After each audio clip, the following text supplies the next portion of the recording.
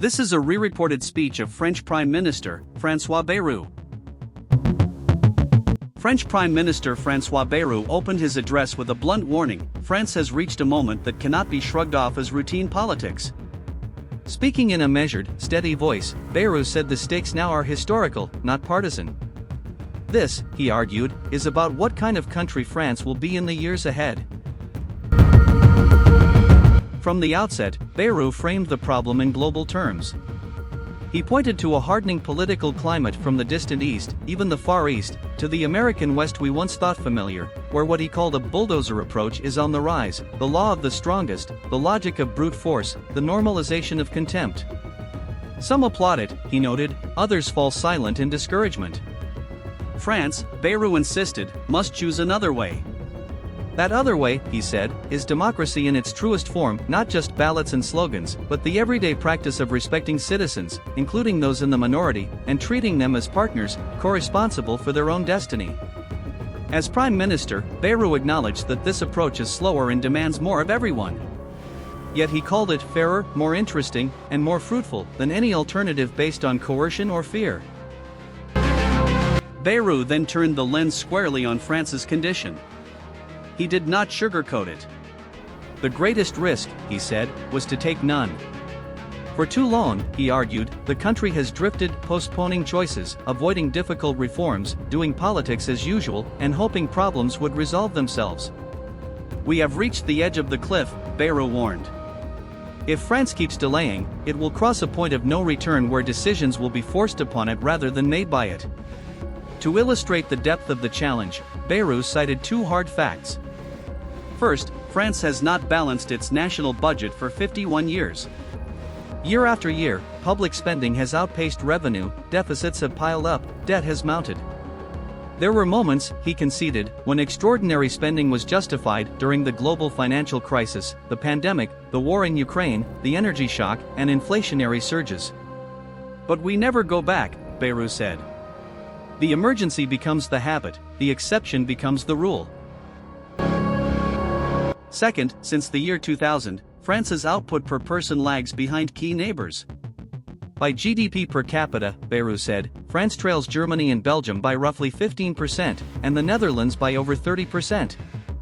This, he argued, is not just a statistical quirk, it translates into fewer opportunities for workers and graduates, tighter public finances, and a diminished voice in Europe. Despite real efforts to boost entrepreneurship, investment, and employment in recent years, the structural gap persists. We produce less than others, Bayrou said, and we feel it. At this point, Bayrou addressed the National Assembly directly. He was not asking for a blank check, he was asking for agreement on a single decisive point, an honest assessment of the country's situation. Without that, he said, no government, his or anyone else's, can act sensibly. If deputies cannot share a factual baseline about where France stands, policy becomes theater. Your support, the minimal agreement without which I cannot continue my mission, is needed for that assessment, Bayrou said.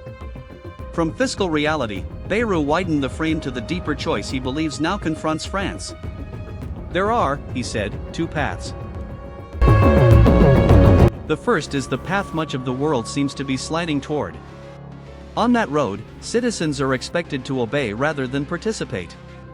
Leaders sell the idea that the ends justify the means, using conflict, amplifying divisions, and spreading slander if necessary to keep society on edge and power unchallenged. It promises order, but it is built on fear. You can see this drift, Bayrou said, from east to west. It may win applause in the short term, but it hollows out nations from the inside. The second path, the one Bayrou urged France to take, requires courage. It is the path of democratic renewal, restoring truth to public life, re-anchoring institutions in responsibility, and treating citizens as adults rather than spectators.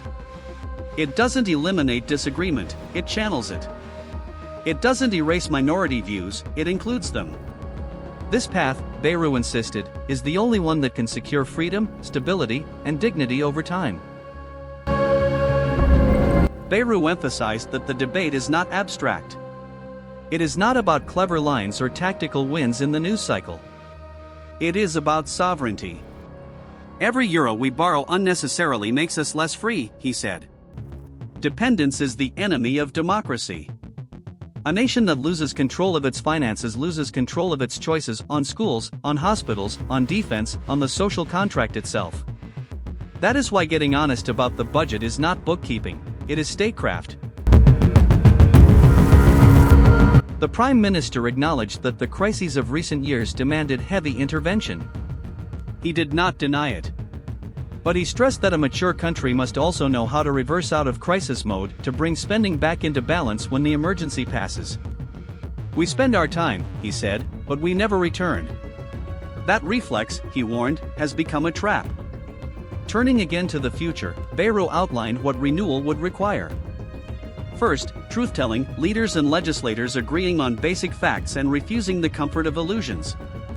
Second, shared responsibility. No one in government, opposition, unions, or business gets to stand apart as if they had no stake in the outcome.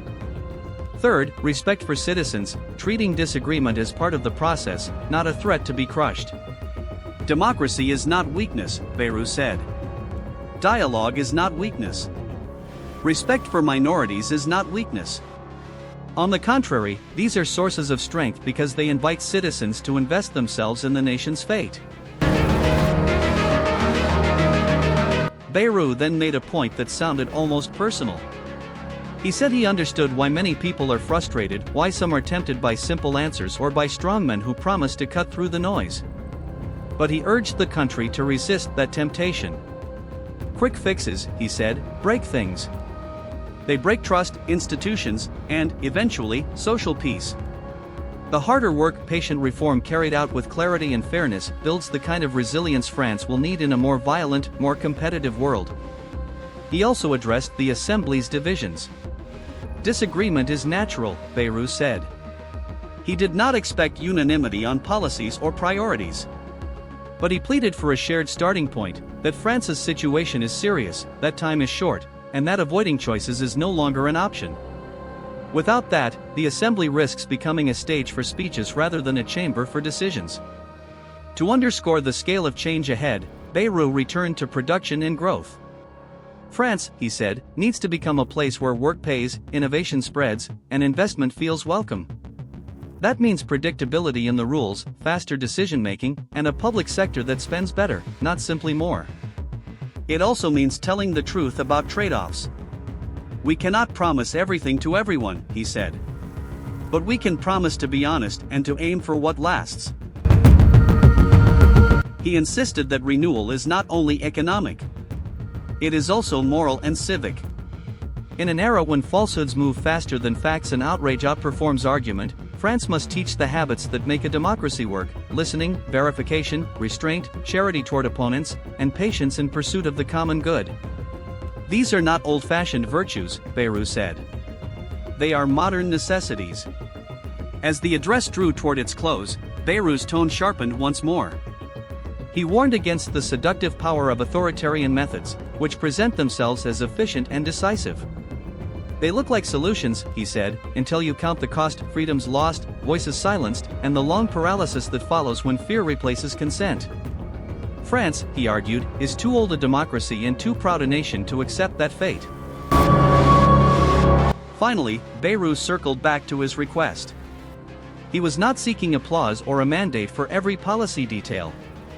He asked the Assembly to grant one essential thing: a common acknowledgement of the nation's condition, without denial or spin. With that, he said, France can debate priorities honestly and choose a path that is demanding but worthy. Without it, the country will keep drifting until the decisions that matter most are made by creditors, crises, or events.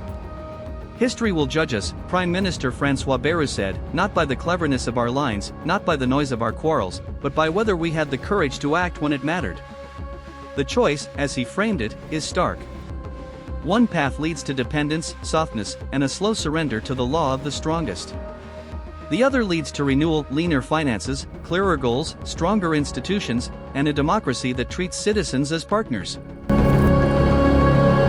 Bayrou ended as he began, sober, unsentimental, and direct.